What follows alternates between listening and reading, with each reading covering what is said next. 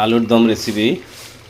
আলু সিদ্ধ করে উপরের চুলকাটা আলাদা করে, তারপর হচ্ছে আপনার রসুন বাটা, আদা বাটা, পেঁয়াজ বাটা, 2টা কাঁচামরিচ, 4-5টা শুকনো মরিচ, এই যে পাটাতে বেটে মশলা একত্রে গোল করে, এরপরে পেঁয়াজ কাঁচামরিচটা ভেজে, মশলাটা ভেজে আলু টমেটোটা দেওয়া হলো। এখন এটা কষানো হইতেছে। তো কষানোটা 4-5 মিনিট আর কি একটু কষাইবে। জলটা একটু গাঢ় হইলে নামায় ফেলা হবে।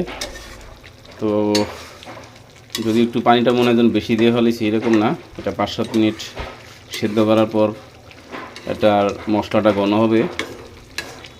তো তারপর খেতে একটু ভালো লাগবে।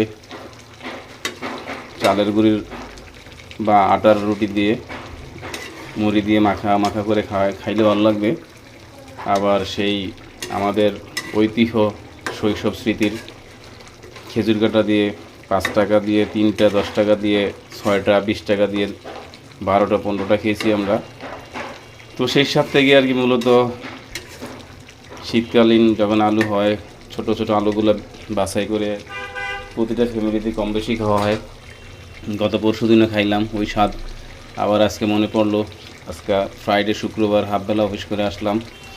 তো সন্ধ্যাবেলা বললাম ওয়াইফকে আলুর দম। তো সে প্রক্রিয়াটা করে দিল, রান্নাবান্নাটা আমি করতেছি। দেখি আজকের টেস্টটা কীরকম হয়। কিছুক্ষণ একটু ঢেকে রাখবো।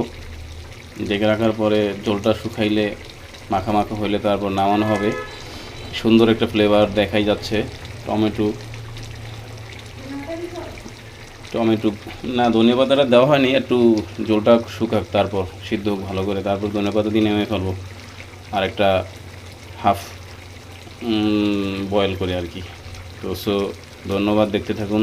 চ্যানেলটি সাবস্ক্রাইব করুন। অর্থ কামানোর জন্য না, চ্যানেলটা আসলে মূলত আনুষঙ্গিক 2-1টা ভিডিও করি। এখন যেহেতু সোশ্যাল মিডিয়া, সবাই সকল কিছু নিয়ে ব্যস্ত, এই আর কি টুকিটাকি আর কি। তো ধন্যবাদ, সবাই ভালো থাকবেন।